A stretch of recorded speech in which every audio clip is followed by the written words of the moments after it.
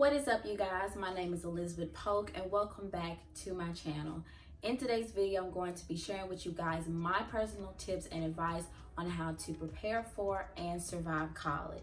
We all know that we're still dealing with a worldwide pandemic and COVID-19 is still very present, and that is causing schools to look a lot different this year.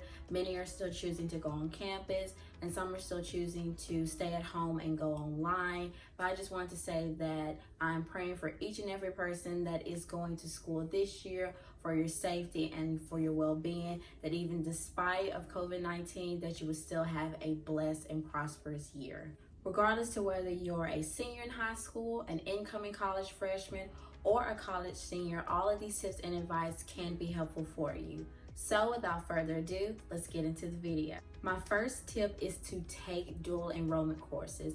And if you're watching this and you don't know what dual enrollment courses is, it's taking college courses while still being a senior in high school. If you're wondering how you can take dual enrollment courses, it's typically based off of your test scores and your grades. However, if you may not meet those requirements to be eligible for dual enrollment courses, you still can talk to maybe your school counselor. But they are very helpful for high school seniors that are getting ready to go off to college.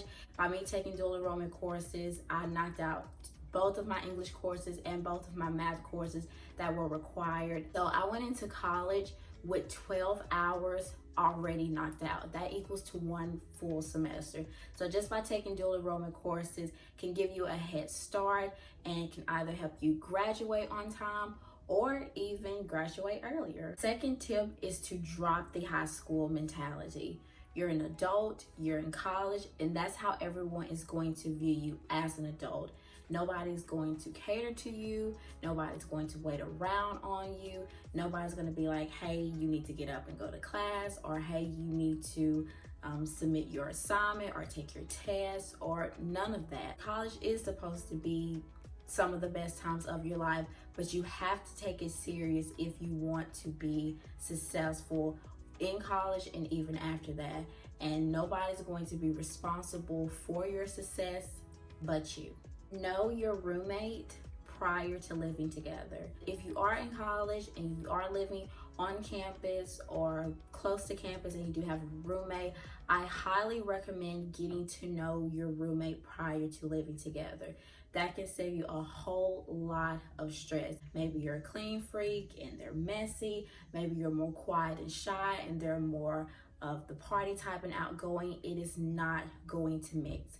I'm not saying that you have to know each and everything about each other prior to living together or be 100% alike, but you guys have to make some accommodations on how you guys are going to live together, because you're going to be spending more time with them than your classmates and your family and your friends, because you're living together and your home is supposed to be your safe space. But if you hate coming home every day because you hate to deal with your roommate or your roommates, you're going to have a long and stressful year or years of college. I typically don't tell people how to spend their money, but in this case, I'm telling you, spend your money wisely. Typically, 3 weeks or a month after school begins, everyone receives those refund checks. Some people get a couple $100, some people get a couple $1,000, but no matter how much money that you do get, make sure you are spending it wisely. So spend it on your tuition,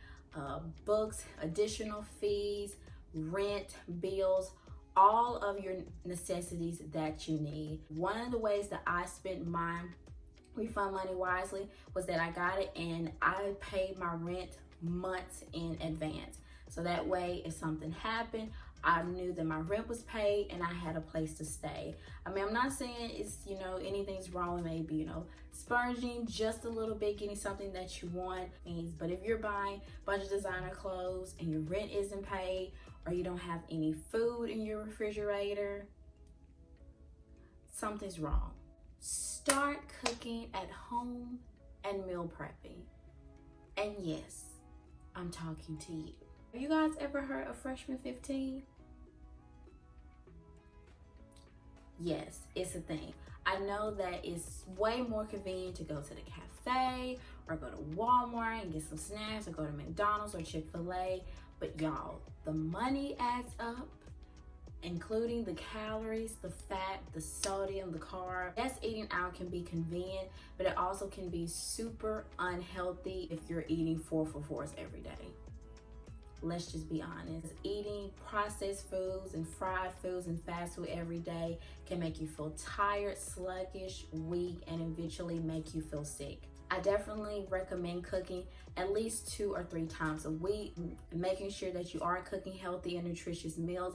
But if that is too much and your schedule's too busy and it won't allow you, I definitely recommend meal prepping, taking one day out of the week and use that day to prepare your meals for the rest of the week. So you have your meals laid out, you already know what you're going to eat, you just grab your meal and go. If you guys have never heard of RateMyProfessor.com, trust me, you're going to learn about it while in college. RateMyProfessor.com is a website that posts reviews about professors at universities as well as the intensity level of their coursework. Rate My Professor is going to be very helpful for you in college because it's going to give you an insight on professors at your university, on courses that you're going to need to take, and if there's multiple professors teaching that course, it's going to let you know which ones, based on reviews of other students, how the professor was, how the coursework was, what's required, is attendance required, how many tests do they give, quizzes they give. And for the most part, those reviews do be accurate. Some of my best professors, in my opinion, at the university that I attended had some really high rates on RateMyProfessor.com. Don't go looking for love, meaning don't go looking for your wife or your husband in a specific person, because you may be setting yourself up for failure. I hate to put it to you like this, but not a lot of people come to college looking for serious relationships. Unfortunately, some people go to test the waters, sow their oats. Nothing is wrong with dating other people, getting to know other people. I said date, not sleep with multiple people. Definitely do not do that, protected or not.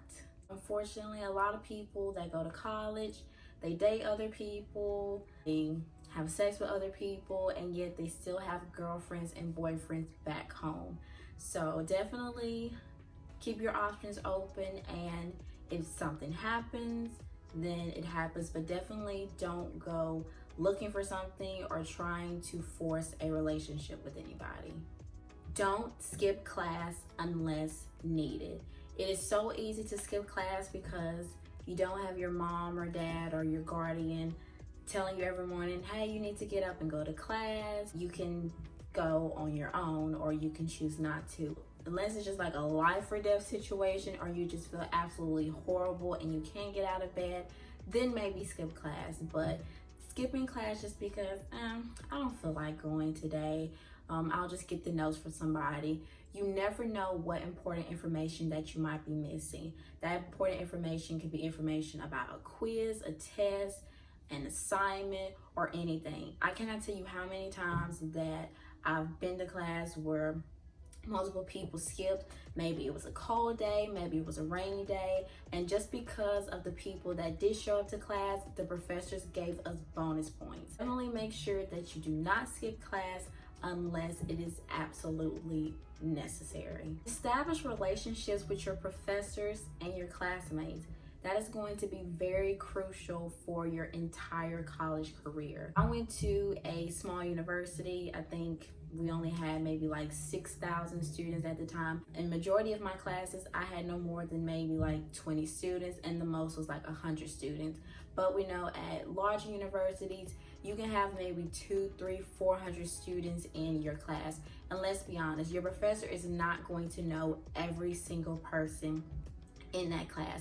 So that's why it's so important to establish relationships with your professors. Let them know who you are, let them know that you care, so that way that if you need to go to them for information or help, they know who you are. And because they know who you are, they're more likely to help you. Even though the professor may not know your name, they do remember faces. It's also very important to make sure that you establish relationships with your classmates, get some study buddies, maybe some students that sit close by you.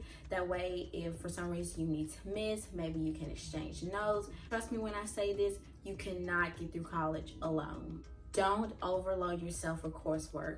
You have to understand, this is college, this is not high school, so the work is going to be more intense. Just because you were able to take 7 and 8 courses in high school does not mean that you're going to be able to take 7 or 8 courses in college. I'm not saying that it's impossible, because I do know people that have taken 7 courses at one time. Definitely recommend that you know your limit. If your limit is no more than 4 or 5 courses at one time, then do that. Do not overload yourself with coursework just because you're trying to finish on time, or maybe you're trying to finish early. You are setting yourself up for failure and possibly a mental breakdown. Keep your social media presence as clean and professional as possible. Your social media profiles carry on and follow you for the rest of your life. If you're trying to be maybe a public figure, or you're trying to be known on campus, or you're trying to get involved in organizations and clubs, people are going to be looking at your social media profile. They're going to want to know what type of person you are, and if you're sharing and posting content that may be deemed as offensive or homophobic, transphobic, or racist, people are not going to want you to be a part of their organization or even be a part on campus. Get an internship. And if you're wondering what an internship is, it's basically a job that you get while as an undergrad or a graduate student that helps you get either college credit or skills that prepare you for the field and major that you're going in. I want to make aware that not all internships are paid. Some specifically only provide you college credit or skills, but having an internship is so beneficial whether you're an undergrad or a graduate student. And if you choose not to work where you did get your internship at, still having an internship itself looks good on your resume. That's going to make you seem more qualified than somebody that didn't get an internship at all. I would definitely recommend looking into internships in your junior or beginning of your senior year. Most internships only last a few months. Some can even last maybe a year. It just really depends on the job, but definitely get an internship so that way you can have a job already secure by the time you get your degree. Network, network, network. Trust me when I say it is going to be one of the key components to your success in college and even after that. No matter what type of job you have, you're going to need to know people. And like the saying goes, sometimes it's not what you know, but who you know. This is why it is so important to make connections with people, to your professors, and have them maybe introduce you to some professionals that they know in your field, or join organizations or clubs on campus that can get you connected with professionals in your field, or even maybe go to conferences or conventions. That may be the same person that you go to a couple months or a couple years down the road for a job, and just because they remember you and how professional you were and nice that you were, they're going to give you a job that maybe you may not even meet all of the qualifications for, and somebody else is applying for that same job that does meet all the qualifications, but because they know you, they're going to be more likely to give you the job than that other person the job. Take at least one day out of the week to relax. College can definitely take a toll on your mental health if you allow it, whether it's a day through the week or on the weekend where you don't have to go to class and just relax. On that day, college doesn't exist. Do any assignment, don't study, don't submit anything, don't do nothing. Just take that day to recuperate and focus on you. That day is for you to get some balance and you to get some peace. Just trust me, you are going to need it. This is probably going to be the most important tip, in my opinion, that I'm going to give. Remember, college isn't a race.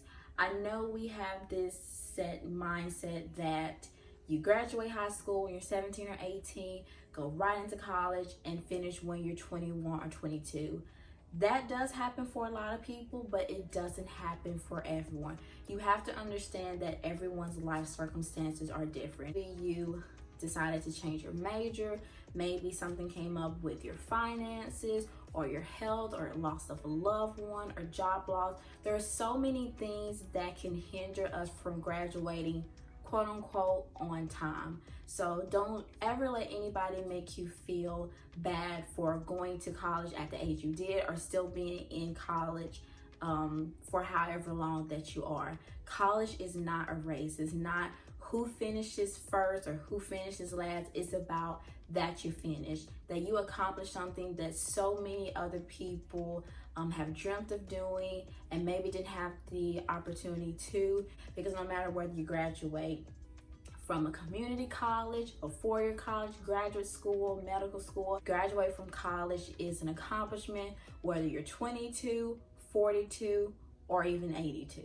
Well, you guys, that brings us to the end of my personal tips and advice on how to prepare for and survive college. I really hope you guys enjoyed. If you did, don't forget to thumbs up this video. Make sure to follow me on all my social media accounts to keep up with my life off camera, and hit that notification bell so you'll be the first to be notified whenever I post a new video. Again, like I previously stated, I'm praying for each and every person that's going back to school this year for your safety and well-being, that you will have a blessed, prosperous, and successful school year in spite of COVID-19 still being present. Please make sure that you're keeping your distance, you're wearing your mask, washing your hands, and taking all necessary precautions. Together, we are going to get through this. Thank you guys so much for watching, and I'll see you in my next video. Bye.